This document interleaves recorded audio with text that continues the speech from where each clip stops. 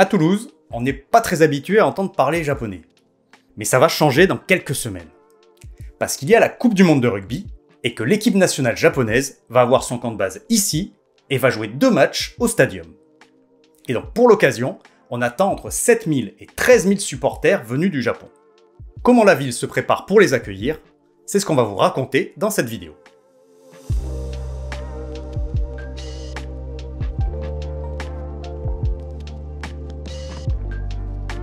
Toulouse, c'est sûr, c'est pas Paris.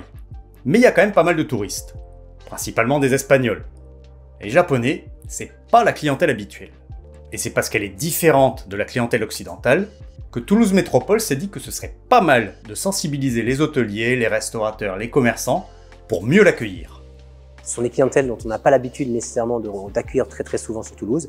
Ils ont des comportements qui sont bien différents de nos comportements latins toulousains. Donc c'était une manière aujourd'hui de pouvoir présenter à ces différents socioprofessionnels quelques gestes, quelques attitudes à pouvoir adopter lorsqu'on est face à un clientèle japonais. Les comportements latins, parlons-en. Oui, on est très tactile. Et les Japonais, pas du tout. Donc évidemment, on ne leur claque pas la bise la première fois qu'on les rencontre. On évite aussi la poignée de main. Et on préfère un salut sans contact, on garde une distance. Comme pour parler d'ailleurs, on ne se colle pas, on garde une distance d'1 bras environ. Une autre coutume locale qui risque de déplaire fortement aux Japonais, c'est le fameux quart d'heure toulousain, qui est souvent bien supérieur à 15 minutes. Et ça, c'est à oublier. Au Japon, le moindre retard, c'est très mal vu. Au Japon, quand on donne 1 heure, il faut être présent 5 à 10 minutes avant. Le client japonais n'aime pas attendre non plus, donc là aussi c'est important d'avoir une certaine efficacité par rapport aux demandes qu'il peut formuler. Donc on soigne la ponctualité, la rapidité, mais aussi la politesse. La présentation, le sourire, ça peut paraître évident, mais mieux vaut vraiment appuyer là-dessus avec cette clientèle japonaise. C'est la même chose pour la propreté. Les Japonais sont habitués à un très haut niveau. Et on se dit que certaines toilettes françaises risquent de leur faire très peur. Un autre conseil donné aux professionnels, c'est de rassurer les touristes japonais. Faut se souvenir que chez eux, le sentiment d'insécurité, ça n'existe pas. Alors quand ils arrivent en France, il faut leur expliquer de faire attention, mais tout en évitant de les brusquer ou de les effrayer. Il y a un point essentiel à comprendre sur la clientèle japonaise, c'est qu'elle est très exigeante et habituée à ce qu'on fasse tout pour la satisfaire. Il y a une phrase là-dessus qu'on a pas mal entendue. Là-bas, le client n'est pas roi, il est Dieu. Il est habitué à un standard de service, il est habitué à avoir un certain nombre d'attentions, et donc on a trouvé intéressant de sensibiliser justement les professionnels du tourisme sur ces attentes. Là où ça se complique, c'est que le client japonais, s'il n'est pas content, eh ben ça va pas forcément se voir. C'est pas le genre à se plaindre directement à l'hôtelier ou au restaurateur. Et par contre, quand il sera rentré chez lui, au Japon, il va se plaindre auprès de son tour opérateur. Alors pour éviter ça, il faut apprendre à détecter les signaux, les non-dits, pour arranger les choses au plus vite.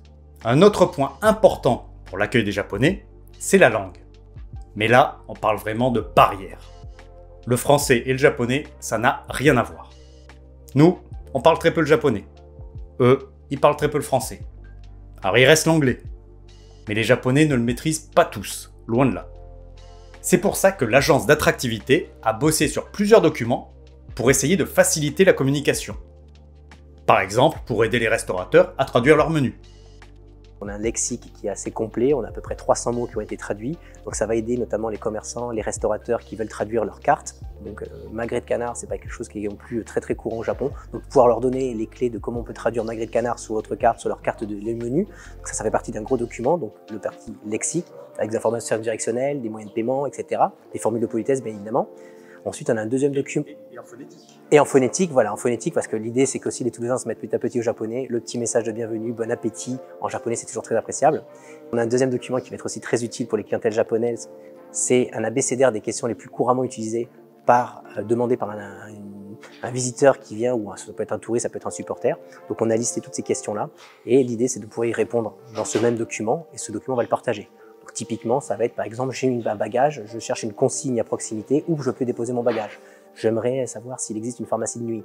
J'aimerais savoir, j'ai perdu mon passeport, je voudrais avoir l'adresse du consulat. Donc toutes ces questions, on les a listées dans ce document et ce document, on l'a traduit en japonais et on va l'envoyer aux clientèles japonaises. Il y a un troisième document aussi qui va être intéressant, c'est qu'on a pris le plan de mobilité qui est assez dense à la base, donc pour pouvoir répondre à des questions pour les supporters japonais. Typiquement, c'est voilà, j'arrive en voiture, comment est-ce que je fais pour aller au stade? J'arrive en avion depuis l'aéroport Toulouse-Blagnac, comment est-ce que je me rends en centre-ville? Donc toutes ces questions-là, qui sont essentielles lorsqu'on est dans un séjour dans un pays étranger qui plus est, vont pouvoir être partagées pour les Japonais. Un autre document, qui s'appelle Japan Friendly, répertorie les restaurants japonais, et il y en a ici quelques-uns qui sont très bons, ou alors de cuisine française qui sont tenus par des Japonais. Il liste aussi les établissements qui vont servir des repas japonais ou bien proposer des services particuliers. On pense par exemple aux distributeurs d'eau chaude dans les chambres pour faire le thé, très apprécié des Japonais. Alors, on a appelé quelques établissements et certains nous ont dit avoir un peu réduit la voilure. Soit parce que les réservations des Japonais se bousculent pas, soit parce qu'ils constatent que les Japonais veulent avant tout une expérience locale. Et donc pendant quelques semaines, la langue japonaise, on va pouvoir en lire un peu partout en ville, sur les menus des restaurants, dans les commerces. Mais comme ça suffit pas pour un bon accueil, pour l'occasion, les bénévoles japanophones seront sur le pont. Et c'est une denrée plutôt rare. Toulouse Métropole a recruté 150 bénévoles et la question, ce qui était un peu plus compliqué, c'était de trouver des profils, donc des personnes japonophiles et japonophones.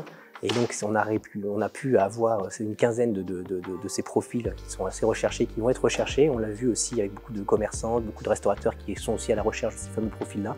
Donc j'en profite pour lancer un appel. Toutes les personnes qui souhaiteraient s'investir pour la grande fête du rugby qui se prépare, n'hésitez pas à nous contacter à l'agence d'attractivité parce que ce sont des profils effectivement qui seront très demandés pendant la Coupe du Monde. C'est pour faire de l'accueil dans les... Alors il y aura effectivement de l'accueil de groupe, ça peut être de l'accompagnement des trajets uniquement aéroport vers l'hôtel en question, ça peut être des profils de personnes dans la rue qui viendront à la rencontre des différents supporters. On a plusieurs zones d'accueil, la fan embassy, le fan village, le village des supporters.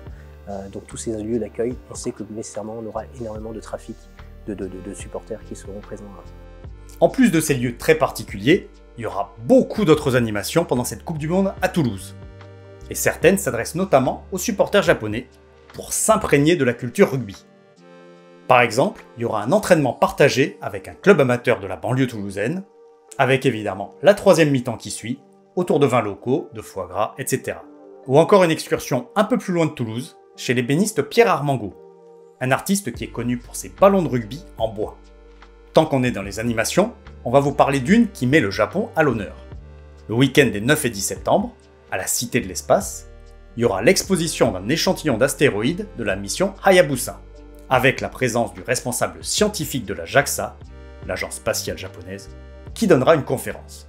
Et pour la Coupe du Monde en elle-même, le premier rendez-vous ce sera le 10 septembre au Stadium pour un match entre le Japon et le Chili. D'ici là, si le rugby et le Japon ça vous intéresse, on a aussi fait une vidéo avec un joueur japonais actuellement à Toulouse, où on parle des différences de la pratique dans les deux pays. Merci d'avoir regardé cette vidéo. Comme toujours, si vous avez aimé, likez, partagez, ça aidera pour la visibilité. Et dites-nous en commentaire ce que vous en pensez. A bientôt sur Culture Japon.